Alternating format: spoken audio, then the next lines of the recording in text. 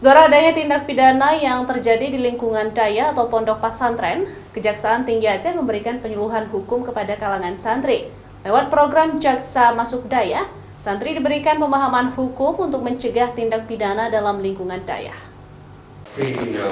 Kejaksaan Tinggi Aceh melakukan langkah preventif mencegah terjadinya tindak pidana di dalam lingkungan daya dengan membangun wawasan hukum positif kepada santri, seperti pencegahan dini kenakalan santri di dalam daya agar tidak terjadi tindak pidana yang merugikan santri, keluarga, dan daya tempat mereka menimba ilmu, pengetahuan, dan juga agama.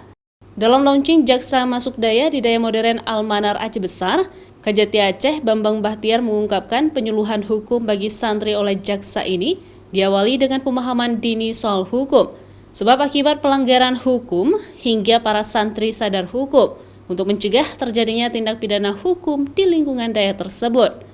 Aturan-aturan yang terupdate ya, ini seperti masalah IT yang orang mungkin asal pijet, share, kemudian konsekuensinya kan ada konsekuensi hukumnya kan gitu. Jadi mungkin nanti teman-teman tim dalam melakukan penyuluhan akan sampai ke sana nanti. Baik yang sehari-hari maupun yang di tingkat nasional yang perlu diketahui juga. Apalagi sekarang mau menyangkut pemilu, sosialisasikan undang-undang mengenai pemilu dan seterusnya kan. Tugas kita juga.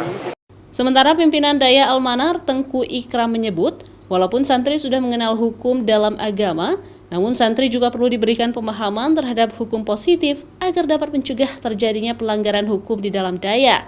Di daya-daya juga belum ada pengurusan hukum, penyuluhan atau edukasi kepada anak-anak kita, sehingga anak-anak kita nanti keluar dari pesantren itu paham masalah hukum. Kalau ini yang dilanggar, ini aturannya dan ini akan hukumannya. Sehingga ini pencegahan sedemikian rupa, sedini mungkin ini perlu dilakukan. Kalau hukum syariat, alhamdulillah sudah kita ajarkan sedikit-sedikit kepada santri yang ada di daya. Tapi kalau tentang hukum tata negara ini perlu pengembangan-pengembangannya, karena kita tahu kan undang-undang terus berlaku dan terus berkembang di Indonesia ini seperti itu.